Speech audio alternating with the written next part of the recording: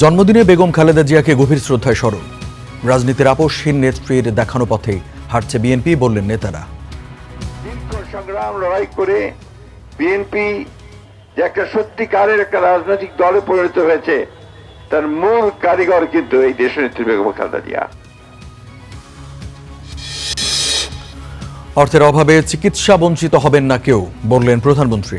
অক্টোবরে খুলছে 5টি বিশেষায়িত শিশু হাসপাতাল। সহজলভ্য এবং সবার জন্য সমানভাবে প্রাপ্য হওয়া অত্যন্ত জরুরি। উন্নত চিকিৎসা যদি শুধু শহরের বিত্তবান মানুষের মধ্যে সীমাবদ্ধ থাকে, তাহলে সেটিকে পূর্ণাঙ্গ আধুনিক স্বাস্থ্যসেবা বলা যাবে না। বাংলাদেশের সঙ্গে পারস্পরিক শ্রদ্ধার সম্পর্ক রাখছে ভারত। সমৃদ্ধি অর্জনে একসঙ্গে কাজ করার অঙ্গীকার হাইকমিশনের। সীতাকুণ্ডের শিপইয়ার্ডে জাহাজে মিলেছে মাত্রাতিরিক্ত হাইড্রোজেন সালফাইড গ্যাস। বিষক্রিয়ায় নিহত 9 শ্রমিকের মরদেহ হস্তান্তর। গ্যাস সংকটে চরম ভোগান্তি ফিলিং স্টেশনে, মিলছে না চাহিদা মতো জ্বালানি। সামিট এলএনজি টার্মিনাল থেকে সরবরাহ শুরু।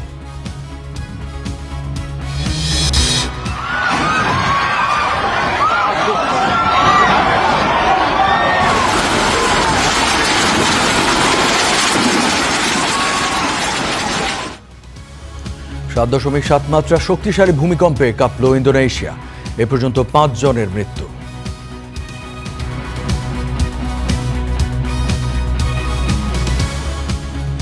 স্বাগত স্টার নিউজের সাথে আছে আমি রঞ্জু ইফতেখার। তখন দেখছিলেন সংবাদ শিরোনাম। 82তম জন্মদিনে সাবেক প্রধানমন্ত্রী বেগম খালেদা জিয়াকে গভীর শ্রদ্ধায় স্মরণ করছে বিএনপি। এ উপলক্ষে দলটির কেন্দ্রীয় কার্যালয়ে নয়াপল্টনে দোয়া মাহফিলের আয়োজন করা হয়। এতে যোগ দেন কেন্দ্রীয় নেতারা। তারা বলেন, বারবার গণতন্ত্র ফিরিয়ে এনেছেন বেগম খালেদা জিয়া। বিএনপি যে একটা গণতান্ত্রিক দলে পরিণত হয়েছে, তার অবদান রাজনীতির মাঠে এই আপসহীন নেত্রীর। দল ক্ষমতায় আসছে বলে বেগম জিয়ার নীতি ও আদর্শ ভুলে গেলে চলবে না বলেও মনে করিয়ে দেন নেতারা। জানান, স্বাধীনতা সার্বভৌমত্বকে অক্ষুণ্ণ রাখতে কাজ করছে বিএনপি।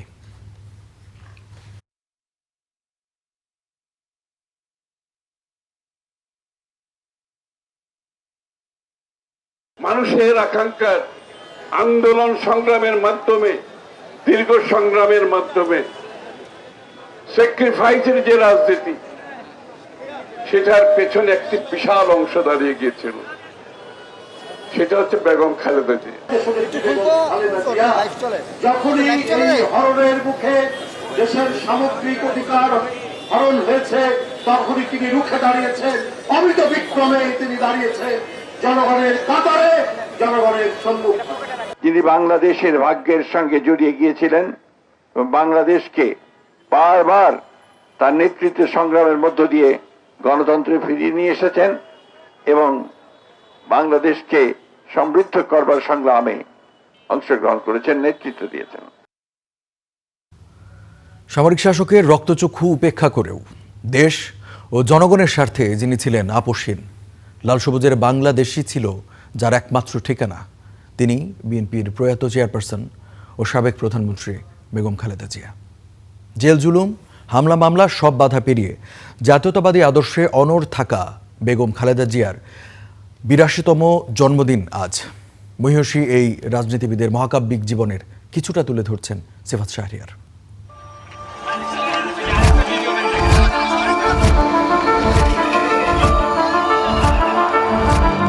দেশের স্বাধীনতা ও সার্বভৌমত্বের প্রশ্নে আপসহীন এক রাজনীতিবিদ বেগম খালেদা জিয়া। রাজপথে মিছিলে কখনো নত হয়নি যার চোখের দৃষ্টি। শাসকের রক্তচক্ষুকে উপেক্ষা করে জনগণের স্বার্থে যিনি ছিলেন অকুতোভয়ী এক যোদ্ধা। বিদেশ নয়, মাতৃভূমি যার জীবনের শেষ ও একমাত্র ঠিকানা, তিনিই খালেদা জিয়া। দেশ, এই দেশের মাটি, মানুষই আমার সবকিছু, কাজে আমি দেশের বাইরে যাব। গৃহিণী থেকে রাজনীতির মঞ্চে বেগম জিয়ার উত্থান যেমনি মহাকাব্যিক, ঠিক তেমনি অনুপ্রেরণাদায়ক। এই দেশেই আমার জন্মস্থান। তবে তার রাজনীতির শুরুটা ছিল আকস্মিক ও বেদনা ভরা। শহীদ প্রেসিডেন্ট জিয়াউর রহমানের নির্মম হত্যার পর জাতীয়তাবাদী রাজনীতির হাল ধরেন বেগম খালেদা জিয়া। 1981-তে প্রাথমিক সদস্যপদ নেয়ার মধ্য দিয়ে জাতীয়তাবাদী দলের রাজনীতির সঙ্গে যুক্ত হলেও 1984-তে দলীয় চেয়ারপারসন হিসেবে দায়িত্ব গ্রহণ করেন তিনি। তরুণ বয়সে স্বামীহারা গৃহিণী খালেদা তখন হয়ে ওঠেন দলের কাণ্ডারি। দলের মধ্যে ভাঙন ও বাইরের ষড়যন্ত্র সামলেছেন কাঁচা হাতে। নির্বাচিত হন প্রথম নারী প্রধানমন্ত্রী হিসেবে। 86 নির্বাচনে সবাই যখন সামরিক শাসকের সঙ্গে আতাত করতে নির্বাচনে যায়, তখনও দেশ ও জনগণের প্রশ্নে সেই নির্বাচনে না যাওয়ার সিদ্ধান্তে অটল থাকেন খালেদা জিয়া। আর এভাবে রাজনীতিতে তিনি হয়ে ওঠেন আপসহীন নেত্রী। শুধু তাই নয়, 90-এর উত্তাল সামরিক শাসন বিরোধী আন্দোলনে সামনে থেকে নেতৃত্ব দেন বেগম জিয়া। 91-তে বেগম খালেদা জিয়ার নেতৃত্বেই সংসদীয় গণতন্ত্রে প্রবেশ করে বাংলাদেশ, আর তিনি হন দেশের ইতিহাসের প্রথম নারী প্রধানমন্ত্রী। তবে জনপ্রিয়তাই যেন কাল হয়ে ওঠে খালেদা জিয়ার জন্য। 1/11 সামরিক শাসনে ফের শুরু বিএনপি বিরোধী ষড়যন্ত্র। -2 ফর্মুলায় চলে বিরাজনীতিকরণের চেষ্টা, কিন্তু বাদ দেয়া গেল না গণতন্ত্রের প্রশ্নে আপসহীন নেত্রী খালেদাকে। অমিত সাহসী এই নেত্রীকে কাবু করতে তুলে নিয়ে যাওয়া হয় বড় সন্তান তারেক রহমানকে। দেয়া হয় একের পর এক মিথ্যা মামলা। উপযুক্ত চিকিৎসার অভাবে না ফেরার দেশে পাড়ি দেন নারী ছেড়া ধন আরাফাত রহমান কোকো। এত কিছুর পরও নিজের আদর্শ ও দেশের স্বার্থ কোনো কিছু থেকেই টলানো যায়নি খালেদা জিয়াকে। তবে গণতন্ত্র জনগণের স্বার্থে কখনো কখনো আলোচনার টেবিলেও বসতে হয়েছে খালেদা জিয়াকে, কারণ রাজনীতি তার কাছে ছিল সংঘাতের নয়, জনগণের অধিকার আদায়ের। মধ্য আগস্টে জলপাইগুড়িতে অতি সাধারণ ঘরে জন্ম নেয়া পুতুলের অসাধারণ জীবনী হতে পারে দেশের প্রতিটি নবীন রাজনীতিকের জন্য এক অনুকরণীয় দৃষ্টান্ত, যার উদাহরণ মহিষী এই নারীর অবিস্মরণীয় শেষ বিদায়। তবে জীবনের ওপারে গিয়েও এখনো তিনি জীবিত মিছিলে, স্লোগানে ও আলোচনার টেবিলে। গণতন্ত্রকামী মানুষের শক্তি ও সাহস হয়ে দেশের রাজনীতিতে খালেদা জিয়া টিকে থাকবেন যুগ থেকে যুগান্তরে। সিফাত শাহরিয়ার, স্টার নিউজ, ঢাকা। একসময় যে দিনটিতে উৎসবের রঙে রঙিন হতো নেতাকর্মীদের মন, এবার সে দিনটি ঘিরে নেই তেমন উচ্ছ্বাস, নেই আনন্দ মিছিল, আছে শুধু শূন্যতা ও বিষাদ। সাবেক প্রধানমন্ত্রী ও বিএনপি চেয়ারপারসন বেগম খালেদা জিয়ার মৃত্যুর পর প্রথম জন্মদিনে আজ। আর তাই মহান সৃষ্টিকর্তার কাছে প্রিয় নেত্রীর জন্য দোয়া আর স্মরণ সভার মধ্যেই চলে শ্রদ্ধা জানাবার আনুষ্ঠানিকতা। পুকুর পাড়ের নিম গাছ, শান বাঁধানো পুকুরঘাট, স্মৃতি জড়ানো চেয়ার টেবিল, পৈতৃক বাড়িতে সবই আছে, নেই শুধু তিনি যার স্মৃতি আঁকড়ে সাজানো এত আয়োজন, নাম যার পুতুল। বছরখানেক আগেও ফেনীর ফুলগাজীতে এই দিনটির স্মরণে লেগে থাকতো নানা অনুষ্ঠান আর উৎসবের রং। সেই বাড়িতে এখন শুধুই নীরবতা। মৃত্যুর পর প্রথম জন্মদিন ঘিরে পরিবারের সদস্যদের মনে ভর করেছে বিষাদ। নানা স্মৃতিতে প্রিয় পুতুলকে স্মরণ করছেন স্বজনরা। এই বাড়ির প্রতিটি আঙিনায় কোনায় কোনায় ওনার বিভিন্ন রকমের স্মৃতি জড়িয়ে আছে। উনি আমাদের মাঝে নেই, ওনার অনুপস্থিতিতে এই জন্মদিন অত্যন্ত হৃদয় বিদারক জন্মদিন। সাথে যখনই দেখা হতো উনি আমাদের পরিবারের সকলের খোঁজ খবর নিতেন, যেমন দেশের প্রতি দায়িত্বশীল কর্তব্য পালন করতেন, একই সাথে উনি পরিবার পরিজনের সাথেও উনি সহনশীল আচরণ করতেন। যার নাম আসলেই মনে ভেসে উঠত আপসহীন নেত্রীর প্রতিচ্ছবি। সেই নেত্রীর প্রয়াণের পর নেতাকর্মীরা বলছেন খালেদা জিয়া শুধু রাজনৈতিক নেত্রী নন, ছিলেন আবেগ, ভালোবাসা আর অনুপ্রেরণার প্রতীক। বেগম খালেদা জিয়ার কথা আমার কাছে একটা বারবার মনে পড়তেছে। উনি জেলখানা যাবার পরে আমি দেখা করার জন্য ঢাকাতে গিয়েছিলাম। গুলশান কার্যালয়ে আমি সন্ধ্যা 7টা বাজে একটা চিঠি দিছিলাম। উনি আসার পরে রাতের 12টা পর্যন্ত আমি অপেক্ষা করার পরও বলতেছে, আমার ছেলেটা কই, আসেনি নিচে, একটু দেখো তোমরা। গত বছর উনি এই দিনে বেঁচে ছিল, আমাদের আনন্দ ছিল।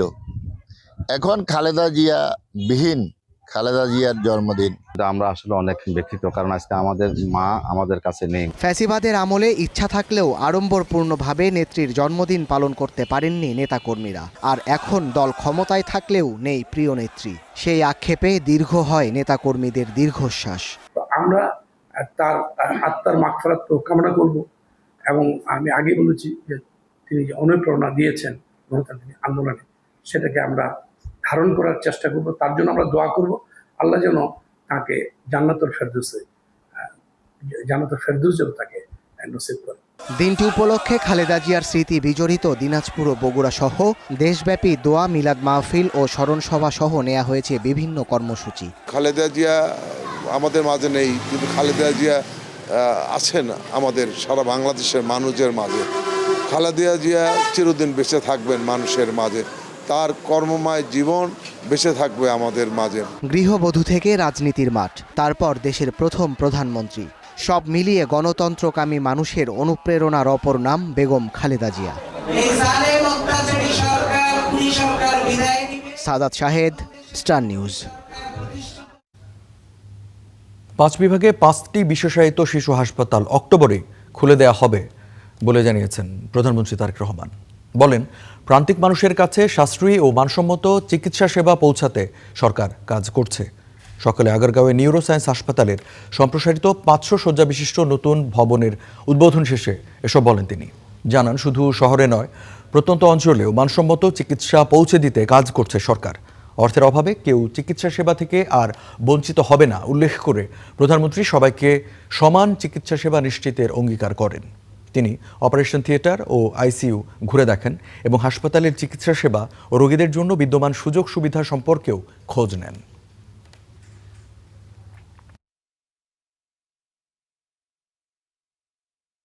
আমি মনে করি স্বাস্থ্যসেবা সহজলভ্য এবং সবার জন্য সমানভাবে প্রাপ্য হওয়া অত্যন্ত জরুরি। উন্নত চিকিৎসা যদি শুধু শহরের বিত্তবান মানুষের মধ্যে সীমাবদ্ধ থাকে, তাহলে সেটিকে পূর্ণাঙ্গ আধুনিক স্বাস্থ্যসেবা বলা যাবে না। সুতরাং প্রত্যন্ত অঞ্চলের মানুষ, দরিদ্র জনগোষ্ঠী এবং প্রান্তিক মানুষের কাছে সাশ্রয়ী ও মানসম্মত চিকিৎসা পৌঁছে দেওয়ার লক্ষ্যে বর্তমান সরকার বিভিন্ন পদক্ষেপ গ্রহণ করছে। খুলনা, বরিশাল, রংপুর ও রাজশাহী বিভাগ এবং কুমিল্লা জেলায় একটি করে 200 শয্যা বিশিষ্ট বিশেষায়িত শিশু হাসপাতাল চালু করার কাজ শুরু করেছে। সরকার ইনশাল্লাহ আগামী অক্টোবর মাসে এই একযোগে এই 5টি বিশেষায়িত শিশু হাসপাতাল চালু করতে সক্ষম হবে ইনশাল্লাহ। বাংলাদেশ ও ভারতের সম্পর্ক অভিন্ন ইতিহাস, পারস্পরিক শ্রদ্ধা ও অংশীদারিত্বের উপর প্রতিষ্ঠিত বলে উল্লেখ করেছেন বাংলাদেশে নিযুক্ত ভারতীয় হাইকমিশনার দীনেশ ত্রিবেদী। রাজধানীর বারিধারায় 80তম স্বাধীনতা দিবসে পতাকা উত্তোলন অনুষ্ঠানে তিনি বলেন, বাণিজ্য, যোগাযোগ, নিরাপত্তা ও স্বাস্থ্যসেবা সহ বিভিন্ন গুরুত্বপূর্ণ খাতে দুই দেশের সহযোগিতা বাড়ছে। জনগণের সঙ্গে জনগণের যোগাযোগই দুই দেশের দীর্ঘস্থায়ী বন্ধুত্বের মূল ভিত্তি উল্লেখ করে অভিন্ন সমৃদ্ধি অর্জনে বাংলাদেশ ও ভারতকে একসঙ্গে কাজ করার আহ্বান জানান তিনি। পরে ভারতের রাষ্ট্রপতির শুভেচ্ছা বার্তা পড়ে শোনান হাইকমিশনার। এ সময় ভারতের জাতীয় সঙ্গীতের সঙ্গে পতাকা উত্তোলন করেন তিনি। অনুষ্ঠানে হাইকমিশনারের কর্মকর্তা, কর্মচারী, ঢাকায় বসবাসরত ভারতের নাগরিক ছাড়াও নানা শ্রেণী পেশার মানুষ অংশ নেন।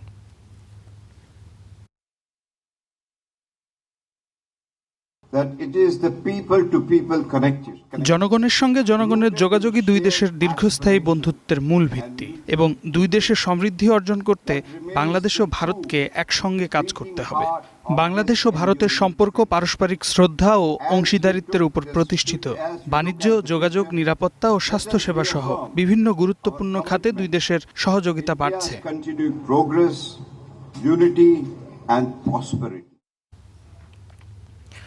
বাংলাদেশের প্রধানমন্ত্রী তারেক রহমানকে ভারত সফরের আমন্ত্রণের বিষয়টি আবারও স্পষ্ট করল নয়াদিল্লি। শুধু দ্বিপক্ষীয় সফর নয়, আসন্ন ব্রিক্স সম্মেলনের আউটরিচ সেশনেও বাংলাদেশের প্রধানমন্ত্রীকে আমন্ত্রণ জানিয়েছে ভারত। শুক্রবার নিয়মিত ব্রিফিংয়ে এই তথ্য নিশ্চিত করেন ভারতের পররাষ্ট্র মন্ত্রণালয়ের মুখপাত্র রণধীর জয়সওয়াল। তিনি জানান, সফর নিয়ে অগ্রগতি হলে তা জানানো হবে। বাংলাদেশ প্রাইম মিনিস্টার বাংলাদেশের প্রধানমন্ত্রীকে দ্বিপক্ষীয় সফরে ভারত আসার আমন্ত্রণ জানানো হয়েছে। একই সঙ্গে ব্রিক্স সম্মেলনে আউটরিচ সেশনেও অংশ নিতে তাকে আমন্ত্রণ জানানো হয়েছে। এই দুটি আমন্ত্রণই দেওয়া হয়েছে। এ বিষয়ে কোনো অগ্রগতি হলে আমরা আপনাদেরকে জানাবো। আলোচনায় দেশের 23তম রাষ্ট্রপতি নির্বাচন। সংসদে সংখ্যাগরিষ্ঠতার কারণে ক্ষমতাসীন বিএনপির মনোনীত প্রার্থীর জয় অনেকটাই নিশ্চিত হলেও রাষ্ট্রপতি পদে বিরোধী জোট প্রার্থী দেয় 35 বছর পর আবারও এই পদে হতে যাচ্ছে নির্বাচন। বিরোধীদের দাবি, গণতন্ত্রকে সুসংহত ও শক্তিশালী করতেই এই নির্বাচনে প্রতিদ্বন্দ্বিতা করছে তারা। একই সঙ্গে দলীয় সংকীর্ণতার ঊর্ধ্বে উঠে বীর মুক্তিযোদ্ধা কর্নেল অবসরপ্রাপ্ত অলি আহমেদকে প্রার্থী করেছে 11 দলীয় জোট। মাজুল ইসলামের রিপোর্টে বিস্তারিত। 1991 সালের পর আবারও রাষ্ট্রপতি পদে নির্বাচনে মুখোমুখি সরকার ও বিরোধী পক্ষ। পঞ্চম জাতীয় সংসদে রাষ্ট্রপতি পদে সেবার বিএনপির প্রার্থী ছিলেন আব্দুর রহমান বিশ্বাস, আর বিরোধী দলের প্রার্থী ছিলেন বদরুল হায়দার চৌধুরী। দীর্ঘ 35 বছর পর আবারও ভোটের মাধ্যমে রাষ্ট্রপতি পেতে যাচ্ছে দেশ। 23তম রাষ্ট্রপ্রধান হিসেবে ক্ষমতাসীন বিএনপির মনোনয়ন পেয়েছেন দলের মহাসচিব মির্জা ফখরুল ইসলাম আলমগীর। বিরোধী দল মনোনয়ন দিয়েছে এলডিপির চেয়ারম্যান কর্নেল অবসরপ্রাপ্ত অলি আহমেদকে। সংসদে সংখ্যাগরিষ্ঠতা না থাকা সত্ত্বেও কেন রাষ্ট্রপতি পদে প্রার্থী দিয়েছে বিরোধীরা, এমন প্রশ্নে জোট নেতাদের দাবি, জয় পরাজয়ের হিসাব নয়, বরং নির্বাচনের প্রতিদ্বন্দ্বিতা নিশ্চিত করা এবং গণতান্ত্রিক চর্চাকে শক্তিশালী করাই তাদের লক্ষ্য। তো রাষ্ট্রপতি নির্বাচনের ক্ষেত্রে জনগণের স্বার্থ কি? যদি দল একজনকে নির্বাচন দিয়ে একজন মনোনয়ন দিয়ে দিল, বিনা প্রতিদ্বন্দ্বিতা তিনি বিজয়ী হলেন, এটা তো দলের, এটা তো জাতির স্বার্থ না। জাতীয় স্বার্থ হচ্ছে প্রতিদ্বন্দ্বিতাপূর্ণ নির্বাচনের মধ্যে দিয়ে যদি একজন রাষ্ট্রপতি হন, তিনি জাতির ভূমিকা পালন করবেন। বিরোধী দল একটা স্বাতন্ত্র্যবোধ থাকতে হয়, স্বকীয়তা থাকতে হয়। এক কথায় গণতান্ত্রিক চর্চাটাকে আমরা জনগণের সামনে নতুনভাবে নিয়ে এসেছি। পরিবর্তিত প্রেক্ষাপটে নতুন বাংলাদেশ গড়ার স্বপ্ন বাস্তবায়ন আমরা কি করতে চাই, এই মেসেজটা আমরা দিতে চাই। বিরোধী জোট বলছে ভিন্ন একটি বার্তাও দিতে চাইছেন তারা। দলীয় পরিচয়ের বাইরে মুক্তিযোদ্ধা ও প্রবীণ এক রাজনীতিককে রাষ্ট্রের অভিভাবক হিসাবে সামনে আনার চেষ্টা করেছেন। জামাত ইসলামী দেশ নিয়ে যে ভাবে, সবাইকে নিয়ে যে দেশ গড়তে চায়, এটা তার একটা উৎকৃষ্ট প্রমাণ। দেশ এবং জনগণের স্বার্থে দেশ গড়ার প্রয়োজনে আমরা সুনির্দিষ্ট দল, সুনির্দিষ্ট আদর্শ, দলীয় গণ্ডি এবং নিজস্ব চিন্তা দৃষ্টিভঙ্গির বাইরে দেশকে আমরা প্রাধান্য দিই। তিনি একজন গ্রহণযোগ্য ব্যক্তি, এটা হচ্ছে জাতীয় বিষয়। আর সর্বদলীয় 11 দলের মধ্যে যেহেতু এখানে সকল 11টি দলের বিষয়, সকলের কাছে যিনি গ্রহণযোগ্য এবং সকলের মধ্যে যিনি সিনিয়র, তাকেই নির্বাচন করা হয়েছে। ফলে কর্নেল অলি আমি মনে করি খুব ভালো একজন চয়েস বিরোধী দলের জন্য। জুলাই সনদ অনুযায়ী রাষ্ট্রপতি নির্বাচনে ভোটদান দলীয় প্রভাবমুক্ত করার দাবিও জানান বিরোধী জোটের নেতারা। Mazharul Islam, star news, Dhaka. স্বাধীনতার মাত্র 3.5 বছরের মাথায় সপরিবারে খুন হন তৎকালীন রাষ্ট্রপতি শেখ মুজিবুর রহমান। 1975 সালের 15 আগস্ট সেনাবাহিনীর একটি দল ধানমন্ডির বাড়িতে হামলা চালিয়ে হত্যা করে তাকে। বিশ্লেষকরা বলছেন, ওই সময়ের সরকারের নানা পদক্ষেপে ক্ষুব্ধ ছিল মানুষ। 1975 সালের 15 আগস্ট রাজধানীর ধানমন্ডিতে তৎকালীন রাষ্ট্রপতি শেখ মুজিবুর রহমানের বাড়িতে হানা দেয় একদল সেনা সদস্য। হত্যা করা হয় শেখ মুজিবুর রহমান, তার স্ত্রী বেগম ফজিলাতুন্নেসা, 3 ছেলে কামাল, জামাল ও রাসেল, ভাগিনা ফজলুল হক মনি ও তার স্ত্রী আরজুমনি, ভগ্নিপতি আব্দুর রফ সেরনিয়াবাদ সহ পরিবারের 17 সদস্যকে। দেশের বাইরে থাকায় বেঁচে যান শেখ হাসিনা ও শেখ রেহানা। তখন অর্থনৈতিক সংকট ও রাজনৈতিক অস্থিরতায় জর্জরিত ছিল দেশ। বাকশাল গঠন করে কায়েম করা হয়েছিল একদলীয় শাসন, নিষিদ্ধ হয়েছিল বাকি সব দল। বঙ্গবন্ধুর নেতৃত্বেই যারা যুদ্ধ করেছেন তারাই আবার তাকে হত্যা করলেন। তো এখানে ব্যক্তিগত প্রতিহিংসা কাজ করেছে, ব্যক্তিগত ক্ষোভ কাজ করেছে। ওই সরকারের মধ্যে একটা গণ অভ্যুত্থান হতে পারত, তাহলে ওর ন্যায্যতা পেত। কিন্তু আপনি একদিন সকালবেলা যে এক বাড়িতে ঢুকে আপনি হত্যা করে আসলেন, সপরিবারে উৎখাত করা, এরকম ঘটনা কিন্তু মধ্যযুগের ঘটনা। একটা যারা এই ঘটনাটা ঘটিয়েছে তারা কিন্তু একটা বিশেষ গোষ্ঠী চক্রান্তমূলকভাবে এই কাজটা করেছে। এটা রাজনৈতিক আন্দোলনের মধ্য দিয়ে এই ঘটনাটার পরিণতিতে আমরা আসিনি আর কি।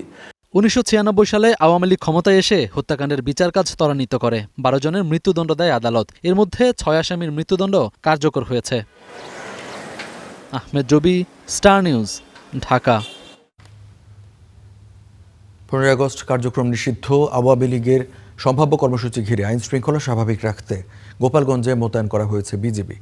বিভিন্ন বাহিনীর সদস্যদের সমন্বয়ে শহরের গুরুত্বপূর্ণ এলাকায় জোরদার করা হয়েছে নিরাপত্তা ব্যবস্থা। এছাড়া জেলার গুরুত্বপূর্ণ সড়ক, মোড় ও সরকারি স্থাপনায় মোতায়েন করা হয়েছে অতিরিক্ত পুলিশ। বাড়ানো হয়েছে গোয়েন্দা নজরদারি। অন্যদিকে টুঙ্গিপাড়ায় শেখ মুজিবুর রহমানের সমাধি কমপ্লেক্স এর 3টি গেট ও আশপাশের এলাকায় পুলিশ, এপিবিএন ও সাদা পোশাকে আইনশৃঙ্খলা বাহিনী মোতায়েন রয়েছে।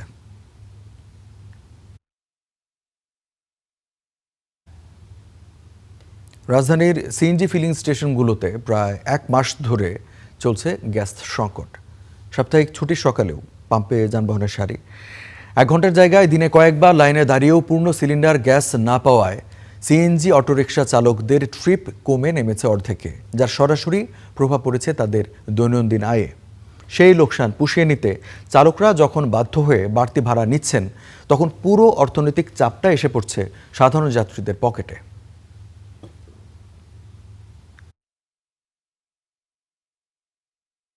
আমরা সকাল ভোর 4টে সিরিয়াল দিই, 3 থেকে 3.5 ঘন্টা 4 ঘন্টা সিরিয়াল লাগে। তারপরে পাম্পের সামনে এসে প্রেসার থাকে না, 5 ঘন্টা মতো সিরিয়াল লেগে গেছে আমার। তো এখানে প্রেসার খুবই ছিল, কিন্তু প্রেসার উঠায় গ্যাসটা নেওয়া হচ্ছে।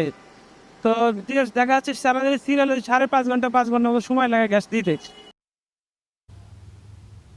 দর্শক, গ্যাস সরবরাহ পরিস্থিতি জানবো। আমাদের সহকর্মী রাজধানী মগবাজার থেকে যুক্ত আছেন ফাহিম ইউসুফ। ফাহিমের কাছ থেকে জানতে চাইবো, মাসখানেক হয়ে গেল আসলে গ্যাসের সরবরাহ সংকট।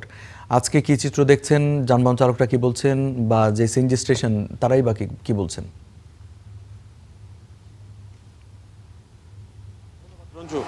প্রথমে একটু বলি যে রাজধানীর বিভিন্ন এলাকায় যে ফিলিং স্টেশনগুলো বর্তমানে খোলা রয়েছে, সেই সিএনজি ফিলিং স্টেশনগুলো প্রতিটিতে দেখা গেছে গাড়ির যে দীর্ঘ সারি সেটি এবং গাড়ির অতিরিক্ত চাপ সেখানে রয়েছে। তবে গ্যাসের চাপ আশানুরূপভাবে এখন পর্যন্ত বাড়েনি। আমি এখন একটি সিএনজি ফিলিং স্টেশনে আছি মগবাজারের।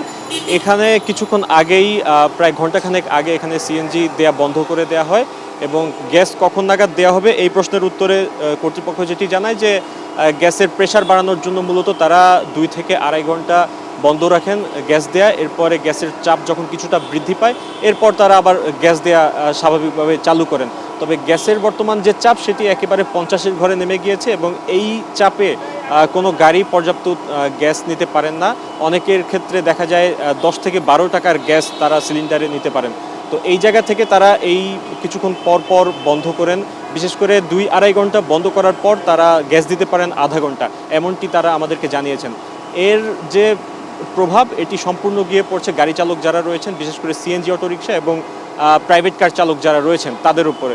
বিশেষ করে দূরপাল্লার যে সকল গাড়িগুলো রয়েছে তারা কিন্তু তেমন কোনো ট্রিপ মারতেই পারছেন না এবং সে জায়গা থেকে বলা যায় যে বর্তমানে তাদের উপার্জনটা অনেক হ্রাস পেয়েছে। পাশাপাশি আমরা আরেকটি বিষয় লক্ষ্য করেছি যে বিভিন্ন স্টেশনগুলোতে যখনই গ্যাসের চাপ একেবারেই শেষের দিকে থাকে তখন তারা শেষ মুহূর্তে এসে বন্ধ করে দেন এবং দিনের বেশিরভাগ সময় তারা বন্ধ রাখেন সিএনজি ফিলিং স্টেশনগুলো। এর কারণ হিসেবে তারা জানান যে রাতের দিকে যখন কিছুটা চাপ বাড়ে তখন তারা চালু করেন এই সিএনজি ফিলিং স্টেশনগুলো। তবে সরকারের পক্ষ থেকে এখন পর্যন্ত আশানুরূপ তেমন কোনো বার্তা পাওয়া যায়নি। যেমনটি আমরা কিছুদিন আগেই বলার চেষ্টা করছিলাম, হয়তো গ্যাসের যে এই বর্তমান সংকট এটি খুব দ্রুতই স্বাভাবিক হবে। তো সেই জায়গা থেকে এখন পর্যন্ত তেমন কোনো তথ্য আসলে বলা যাচ্ছে না যে কবে নাগাদ বর্তমান যে পরিস্থিতি এটি আসলে শান্ত হতে যাচ্ছে বা সরবরাহ স্বাভাবিক হবে। এই ছিল আমার কাছে সবশেষ। ফাহিম, আপনাকে ধন্যবাদ এবং শিগগিরই নিশ্চয়ই এই সংকট কাটবে। জাতীয় গ্রিডে আবারও গ্যাস সরবরাহ শুরু করেছে সামিট এবং এক্সেলারেট এনার্জির 2টি এলএনজি টার্মিনাল। শুক্রবার সন্ধ্যায় সামিটের টার্মিনাল থেকে গ্যাস সরবরাহ শুরু হয়, পরে সরবরাহে ফেরে এক্সেলারেট এনার্জি টার্মিনাল। শুরুতে স্বল্প পরিমাণে সরবরাহ হলেও ধীরে ধীরে তা বাড়ছে। আজ রাতের মধ্যে টার্মিনাল 2টি পূর্ণ সক্ষমতায় ফিরতে পারে বলে জানিয়েছে জ্বালানি বিভাগ। এতে প্রতিদিন সর্বোচ্চ 550 মিলিয়ন ঘনফুট গ্যাস মিলবে জাতীয় গ্রিডে। এদিকে বড়পুকুরিয়া তাপবিদ্যুৎ কেন্দ্রে বন্ধ থাকা 1 নম্বর ইউনিটও উৎপাদনে ফিরেছে। সকাল 10:45টার দিকে ইউনিটের উৎপাদন শুরু হয়। শুক্রবার দুপুরে ত্রুটি দেখা দিলে নিরাপত্তার স্বার্থে উৎপাদন বন্ধ করে দেয় কর্তৃপক্ষ।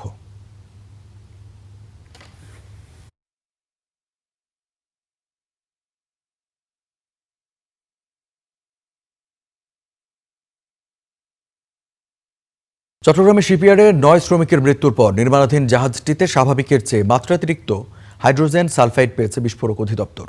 সকালে শিল্প সচিব আব্দুল নাসের খান সহ তদন্ত কমিটির সদস্যরা ভাটিয়ারিতে ফেরদৌস শিপইয়ার্ড ঘুরে দেখেন। এ সময় শিল্প সচিব জানান, মন্ত্রণালয় থেকে গঠিত 11 সদস্যের তদন্ত কমিটির কাজ শুরু করেছে। সেই সাথে জেলা প্রশাসন 9 সদস্যের আরেকটি কমিটিও তদন্তে নেমেছে। ঘটনার আগে পরে বিস্তারিত বিষয় নিয়ে পূর্ণাঙ্গ প্রতিবেদন দ্রুত দিতে বলা হয়েছে। তদন্তে কারো অবহেলা পাওয়া গেলে খতিয়ে দেখা হবে। জাহাজে জমে থাকা বিষাক্ত গ্যাস বিশেষজ্ঞদের দিয়ে অপসারণ করা হবে। এদিকে এ ঘটনায় নিহতদের পরিবারের পক্ষ থেকে অভিযোগ দায়ের করা হয়নি বলেও জানিয়েছে পুলিশ। ভবিষ্যতে আমরা যেন আমাদের এই কার্যক্রমগুলোতে আরও বেশি সতর্ক থাকি এবং এই জন্য আমাদের মন্ত্রণালয় থেকে একটি কমিটি গঠন করা হয়েছে এবং আমাদের জেলা প্রশাসনের পক্ষ থেকেও একটি কমিটি গঠন করা হয়েছে এবং এই কমিটির প্রতিবেদন আলোকে আমরা এর পরবর্তীতে এখানে যে অপরাধ যারা সংগঠিত করেছিল তাদের বিরুদ্ধে প্রয়োজনীয় ব্যবস্থা গ্রহণ করব। চুরি রোধে এবার রিসেল ভ্যালু নেই এমন ফাইবার রেজিন দিয়ে তৈরি ডাস্টবিন বসাচ্ছে ঢাকা দক্ষিণ সিটি কর্পোরেশন। রাজধানীকে পরিচ্ছন্ন রাখতে আবারও ডাস্টবিন স্থাপনের উদ্বোধন অনুষ্ঠানে এসব কথা বলেন দক্ষিণ সিটির প্রশাসক মোহাম্মদ আব্দুল সালাম। মিন্টু রোড সহ সিটি কর্পোরেশনের বিভিন্ন এলাকায় পাইলট প্রকল্প হিসেবে ৩০০টি বিন বসানো হয়েছে। ঢাকা দক্ষিণ সিটি কর্পোরেশনের প্রশাসক জানান, প্রধানমন্ত্রী তারেক রহমানের নির্দেশে এই প্রকল্পের কার্যক্রম শুরু হয়েছে। পর্যায়ক্রমে পুরো দক্ষিণ সিটিতে ৩,০০০-এর বেশি ডাস্টবিন বসানো হবে বলে জানান তিনি। সিটি কর্পোরেশন জানায়, পাইলট প্রকল্প সফল হলে পর্যায়ক্রমে দক্ষিণ সিটির প্রতিটি এলাকায় এই ডাস্টবিন বসানো হবে। তখন মোট বিনের সংখ্যা দাঁড়াবে ৩,০০০-এর ওপরে।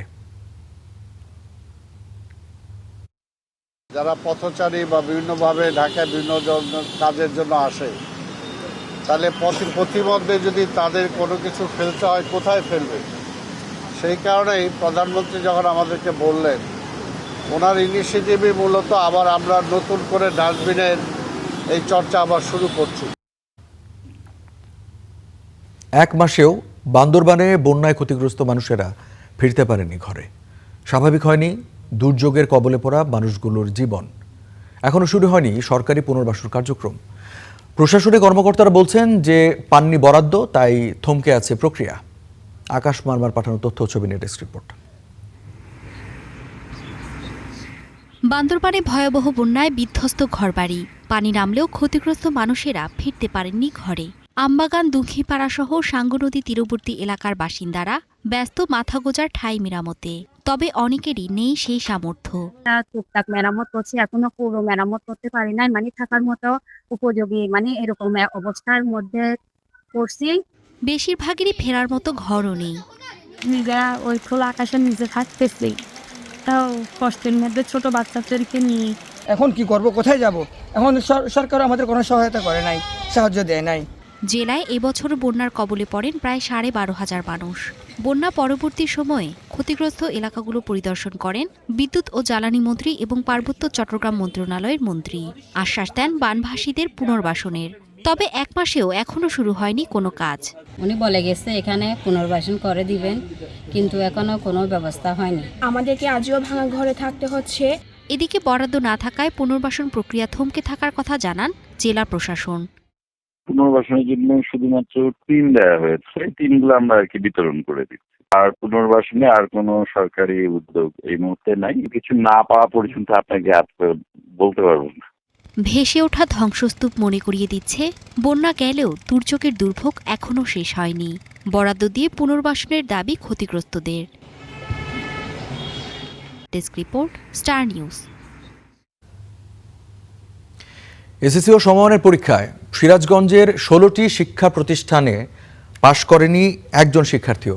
এর মধ্যে 13টি মাদ্রাসা এবং 3টি কারিগরি শিক্ষা প্রতিষ্ঠান রয়েছে। ফলাফলের এমন বিপর্যয়ের দায় দিচ্ছেন একে অপরকে, আর কারণ দর্শানোর নোটিশও দেওয়া হয়েছে প্রতিষ্ঠান প্রধানদের।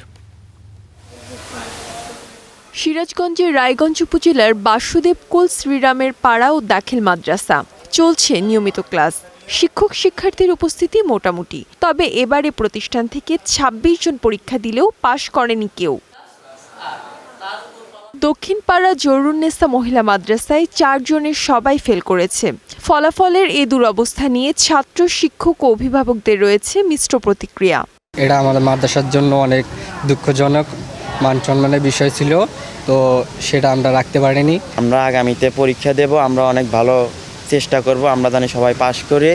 অটো পাস ছিল, তখন লেখাপড়ার একটা ধস নেমে আসছিল। সেই ধারাবাহিকতায় আমরা চেষ্টা করছি যে তারা ভালো লেখাপড়া করুক, উপস্থিতি ভালো থাক, কিন্তু আমরা তাদেরকে ভালো উপস্থিতিও করতে পারিনি, তাদের লেখাপড়ার প্রতি ঝোঁক প্রবণতাও সৃষ্টি করতে পারিনি। অভিভাবকরা তেমন সচেতন না, যার কারণে হয়তো এরকম হয়েছে। আর আমাদের এই প্রতিষ্ঠানের শিক্ষক সংখ্যা কম, প্রয়োজনীয় শিক্ষক নেই। এনটিএসএর মাধ্যমে শিক্ষক আসে, সেই শিক্ষকগুলো অনেকগুলোই গ্যাপ রয়েছে। গাফিলতি কার একটু সরকারের খোঁজ খবর নিয়ে বাই করা লাগবে। শিক্ষার্থী অকৃতকার্য হয় এইসব প্রতিষ্ঠানের ফলাফল নিয়ে এরই মধ্যে শুরু হয়েছে প্রশাসনিক তৎপরতা। প্রতিষ্ঠানগুলোর এমন ফলাফলের কারণ ব্যাখ্যা করতে দেয়া হয়েছে কারণ দর্শানোর নোটিশ। জেলা শিক্ষা অফিসারকে দায়িত্ব দেওয়া হয়েছে এই বিষয়টি সমন্বয় করার জন্য। এছাড়া আমরা তাদেরকে নিয়ে একসাথে বসে হয়তো বা মতবিনিময় সভা করব এবং কেন আসলে শিক্ষার্থীরা এভাবে পাস করছে না, তো সেক্ষেত্রে নিয়মিত প্রতিষ্ঠানগুলোতে ক্লাস হচ্ছে কিনা সে বিষয়ে মনিটরিং করার জন্য আমরা ইতিমধ্যে আমাদের উপজেলা নির্বাহী অফিসার বৃন্দকে ইনস্ট্রাকশন দিয়েছি। ফলাফলের করুণ চিত্র 13টি মাদ্রাসা ও 3টি কারিগরি শিক্ষা প্রতিষ্ঠানের। শতভাগ শিক্ষার্থী ফেল করা প্রতিষ্ঠানগুলোর প্রকৃত সমস্যাগুলো চিহ্নিত করে আগামী পরীক্ষায় মান উন্নয়নে কার্যকর পদক্ষেপ নেওয়ার দাবি স্থানীয়দের। Desk report, star news. এবার আন্তর্জাতিক প্রসঙ্গ।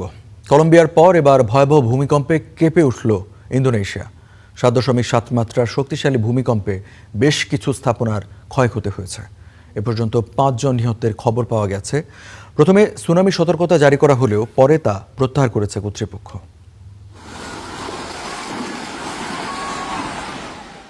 ভূমিকম্পের আঘাতে এভাবেই ধসে পড়ে ভবনের অংশ।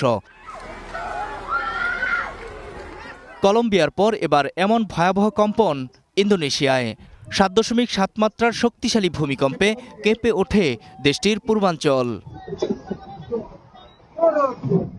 শনিবার স্থানীয় সময় ভোর 4:58 ফ্লোরেস অঞ্চলের উপকূলে আঘাত হানে ভূমিকম্পটি। এরপর একাধিক আফটার শকও অনুভূত হয়। নাজেও ও বিমা অঞ্চলে প্রায় 1 মিনিট ধরে কম্পন অনুভূত হওয়ার কথা জানিয়েছে কর্তৃপক্ষ। এ সময় আতঙ্কে ঘর ছেড়ে বেরিয়ে আসেন বাসিন্দারা। ভূমিকম্পটা খুবই শক্তিশালী ছিল। বাড়ির ভেতরে 13 জন ছিলাম। সবাই জীবন বাঁচাতে দ্রুত বাইরে দৌড়ে বেরিয়ে আসি। ভূমিকম্পের তীব্রতায় মুহূর্তেই আতঙ্ক ছড়িয়ে পড়ে বিমানবন্দরেও। এছাড়া এন্দে এলাকায় হাসপাতাল থেকেও রোগীদের নিরাপদে বাইরে সরিয়ে আনা হয়। ভূমিকম্পটা ভয়াবহ ছিল। আমি তখন ঘুমিয়েছিলাম। কম্পন শুরু হতেই পাহাড়ের দিকে দৌড়াই। জীবনে প্রথমবার এমন ভূমিকম্প অনুভব করলাম। ভূমিকম্পের পর সুনামির আশঙ্কায় উপকূলীয় এলাকায় সতর্কতা জারি করলেও পরে তা প্রত্যাহার করা হয়েছে। ক্ষয়ক্ষতি ও হতাহতের পূর্ণাঙ্গ তথ্য এখন যাচাই করছে কর্তৃপক্ষ। বাসিন্দাদের উপকূলীয় এলাকা থেকে দূরে থাকার পাশাপাশি ফাটল ধরা বা ক্ষতিগ্রস্ত ভবনে প্রবেশ না করার পরামর্শ দিয়েছে ইন্দোনেশিয়ার দুর্যোগ ব্যবস্থাপনা সংস্থা। নূর মোহাম্মদ, স্টার নিউজ। শুধু নিয়ন্ত্রণই নয়, এবার হরমুজ প্রণালীকে পুরোপুরি নিজেদের ভূখণ্ড বানাতে চায় যুক্তরাষ্ট্র। এমনই বিস্ফোরক পরিকল্পনার কথা জানিয়েছেন স্বয়ং দেশটির প্রেসিডেন্ট ডোনাল্ড ট্রাম্প। তার এই বক্তব্যে ইরানের পরিষ্কার বার্তা, হরমুজে জাহাজ চলবে কি চলবে না এই সিদ্ধান্ত কেবল ইরানের। এদিকে প্রণালীতে সংযুক্ত আরব আমিরাতের রাষ্ট্রীয় কোম্পানি এডনকের জাহাজে হামলা হয়েছে। আর ইয়েমেনের আল মাখা বন্দরে হুথির হামলায় নিহত হয়েছে 4 জন। সামরিক হামলা কিংবা অর্থনৈতিক চাপ কোনোভাবেই ইরানকে নতির শিকারে বাধ্য করতে পারছে না যুক্তরাষ্ট্র। ইরানের সঙ্গে যুদ্ধে বেকায়দায় থাকা মার্কিন প্রেসিডেন্ট ডোনাল্ড ট্রাম্প বারবার পাল্টাচ্ছেন নিজের কথা। সবশেষ নিউ ইয়র্কে এক সমাবেশে হরমুজ প্রণালী নিয়ে বিস্ফোরক মন্তব্য করেন ট্রাম্প। কৌশলগত এই জলপথকে কেবল নিয়ন্ত্রণই নয়, যুক্তরাষ্ট্রের ভূখণ্ড হিসাবে ঘোষণা করার কথা বলেন তিনি। তবে তা কেবল ইরানকে পরাজিত করার আগে নয়। ইরানকে পরাজিত করার পর খুব শিগগিরই আমি হরমুজ প্রণালীকে যুক্তরাষ্ট্রের ভূখণ্ড ঘোষণা করব। এটা সত্য।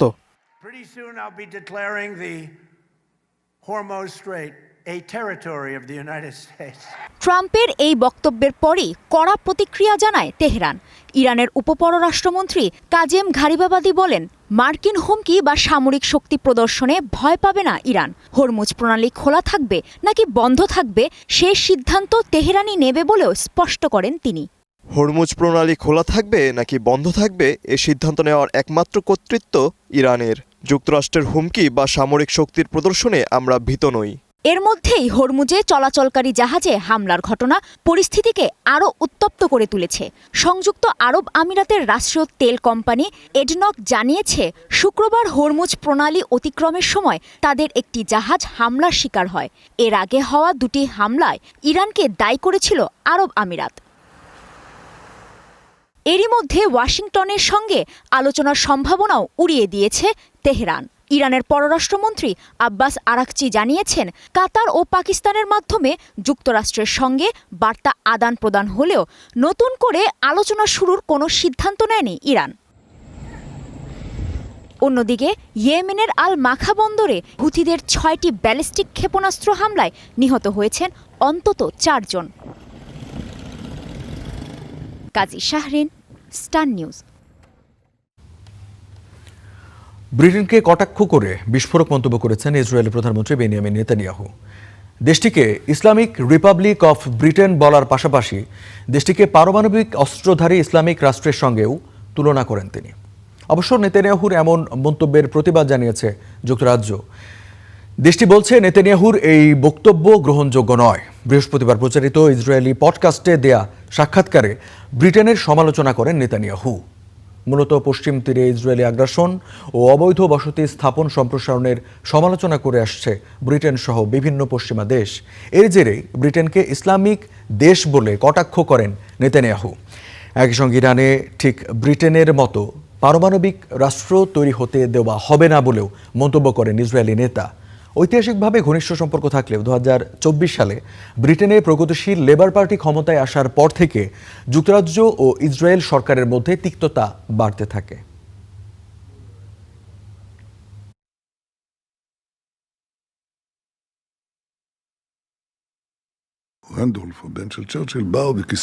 ব্রিটেনকে হয়তো এখন ব্রিটেনের ইসলামিক রিপাবলিক বলা যায়। কেউ একজন বলেছিলেন, পারমাণবিক অস্ত্রধারী প্রথম ইসলামিক প্রজাতন্ত্র হবে ব্রিটেন। আমরা নিশ্চিত করছি ইরানে যেন আরেকটি এমন রাষ্ট্র তৈরি না হয়। যুক্তরাষ্ট্রের মিশিগানে বন্দুক হামলায় সন্দেহভাজন হামলাকারী সহ 6 জন নিহত হয়েছেন। শুক্রবার রাজ্যের উত্তরাঞ্চলের গ্রামীণ মিস্কি কাউন্টিতে এই ঘটনা ঘটে। হামলায় গুরুতর আহত আরও একজন হাসপাতালে চিকিৎসাধীন।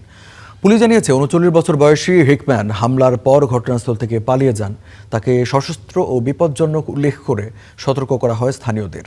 পরে হিকম্যানের গাড়ির অবস্থান শনাক্ত করে জঙ্গলে অভিযান চালায় পুলিশ। সেখানেই হিকম্যান সহ আরও এক ব্যক্তির মরদেহ পাওয়া যায়। আদালতের নথি অনুযায়ী হিকম্যানের বিরুদ্ধে আগে শিশু নির্যাতন সহ 2টি অভিযোগে সাজা হয়েছিল।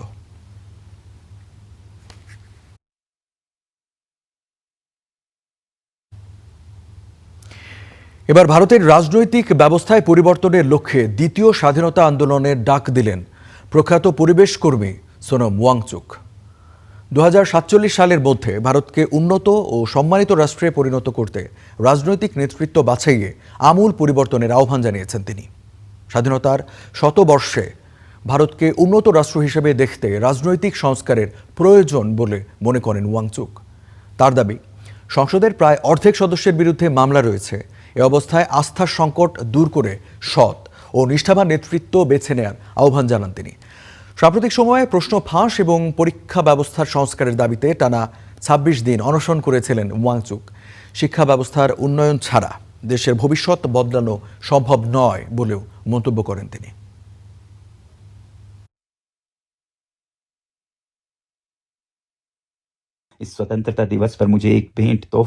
এই স্বাধীনতা দিবসে আমার আপনাদের সাহায্য প্রয়োজন। আমরা যেভাবে নিজেদের নেতাদের বাছাই করি, এই প্রক্রিয়া পরিবর্তন করতে হবে। দেশের সেরা মাথারা যেখানেই থাকুন না কেন, তাদের সঙ্গে আমি সলা পরামর্শ করতে চাই। আমরা সবাই মিলে দেশের দ্বিতীয় স্বাধীনতা আন্দোলন শুরু করতে পারি। एक बड़े बदलाव, बड़ी क्रांति की जरूरत है, पीसफुल रेवोल्यूशन की। এই ছিল স্টার নিউজে। এতক্ষণ যারা সাথে ছিলেন সবাইকে অসংখ্য ধন্যবাদ।